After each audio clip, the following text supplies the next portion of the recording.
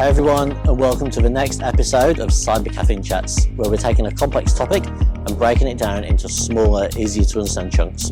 But in this series, we're talking about all things AI in the context of cybersecurity. So this is actually the final episode for this series, and today we're going to be doing something a little bit different.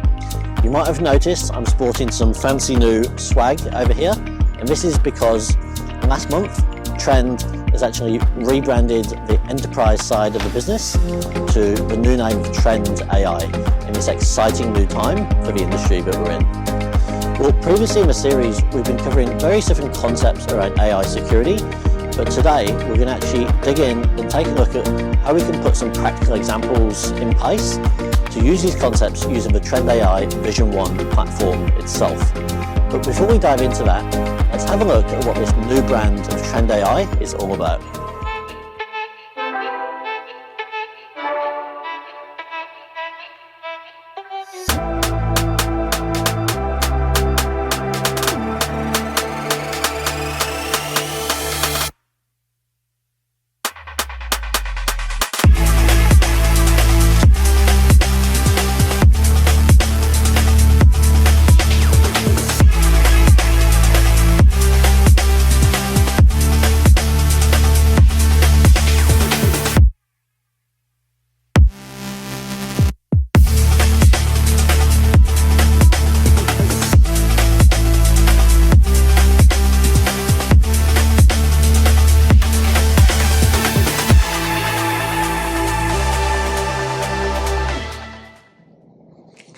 Alright, exciting times.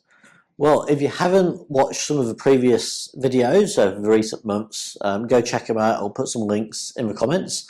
But as a refresher, we've covered various different concepts around AI and cybersecurity. So first of all, we've looked at preventative controls.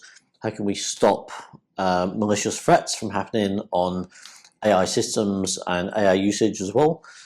Secondly, we talked about detection. So if one of those attacks or threats gets through the front door, how can we really understand what happened, as well as responding to it in an effective manner to help your SOC teams, help your SOC analysts. We looked at a bit of an AI blueprint, looking at the various different layers and different sort of angles that you might want to approach a solution for AI security. And finally, we looked at proactive security, so starting to get into risk management and start to be a bit more strategic with how you manage exposure risks, as well as various threats happening in the environment. So what we're going to do today, we're going to look at all those components, and we're going to start in reverse order, starting with that proactive cyber risk. So with that, let's dive in and have a look at what this might look like in the Trend AI Vision 1 console.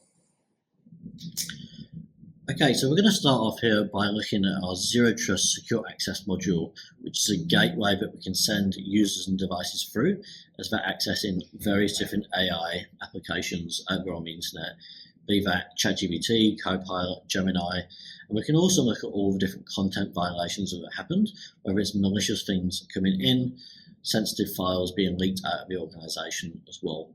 But it's not just those apps out on the internet. What about if you're building LLMs internally within your organization? So here, this is our AI scanner. We can run simulated attacks against your internal models. We can map that against compliance frameworks such as OWASP and MITRE. And what we can see here is some example attacks that have succeeded. So this is called a DAN attack, or Do Anything Now, where the user's been trying to trick the AI into doing something that it shouldn't and effectively jailbreak outside of its guardrails there. We can even go in and look at the conversation that's happened as part of that particular attack that's been launched. Okay, next up, we're going to talk about the concept of the AI security blueprint. So we can see it on a single page. We can go through the various stages, whether it's coding, deploying, runtime, and again, all the different components and services that might be building up to create those actual AI applications and models that's in your business. Not to mention the usage as well, as people are using those services. Next, we're going to talk about detection. So once that attack is come through the front door, what do we do with it? We can see here we're drilling down into our alert view and we're going to have a look specifically at some of the alerts that have come from the AI attack surface, as well as the other piece of telemetry that we can also see. So you can see we've got some unauthorized OpenClaw usage here, and we're going to zoom in a little bit deeper and have a look at what's happened here.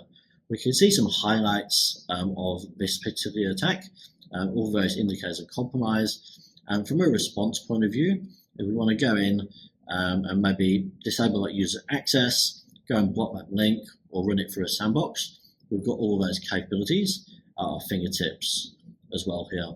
Now, there's also other components that we need to consider when it comes to that detection piece. And what we're going to do is go in now to our endpoint security policies and take a look at one of the examples of how we could detect a deepfake attack on the endpoint device. So within our Windows policy here, we've got a bunch of different security modules that we can configure, but within the XDR layer, we've got the deepfake detector here that we can enable across different operating systems, Windows and Mac as well. So if people are running fake images, audio, video files, we can pick that up with that sensor there on the endpoint itself. Now we're going to move on to prevention. So how can we stop these attacks when we see them? And again, first of all, we're going to come back to our Zero Trust Secure Access module. We're going to have a look at one of the rules that we've built out here, and we're going to see all the different capabilities that we've got to control the data here. This is across public and private AI services, not just for stuff out on the internet. And we can have a look at an example of things that might support some content inspection, as well as the other hundreds of thousands of services out there on the internet that might be potentially suspicious and unsanctioned around AI. And then when we go in and identify that, we can either block it or we can start to control it in some way with tenancy restrictions, detecting prompt injections, malicious attacks, or sensitive data leakage as well, both across the prompt and the response as well. Now, the next piece we're going to look at is what we call AI Guard. This is where we can go back to those internal LLMs that we've been building, but we can now start to put some actual guardrails in place.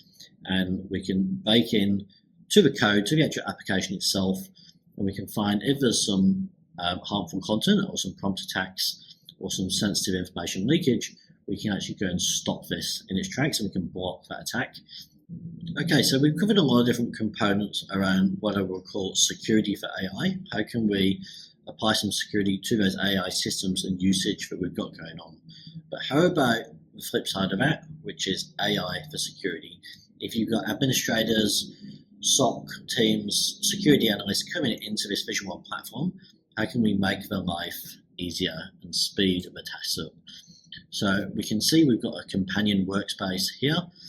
We can ask questions to the tool, and as we log in, we can start to get some insights, some suggestions, some recommendations in terms of risks that have been identified automatically within the environment, and we can review those and we can choose to go and take action and close off those risks should we want to. So again, it's not only about securing all your AI systems and usage, but it's also using these great benefits of AI to improve our daily lives so that we can focus on more important things moving forward. All right, well, thanks for listening, everybody. I hope you enjoyed that and found some useful insights there. If you want to hear more about what Trend AI is doing in this space, feel free to reach out to myself, or I'm also going to put a link over here to a recent webinar we did called Law and Order. It's got a bit more information around some of the agentic sides of AI, what some of the risks are and how we can help in that space. Go and check that out. But otherwise, yeah, thanks for listening once again, and stay tuned for the next episode of Cyber Caffeine Chats. See you there.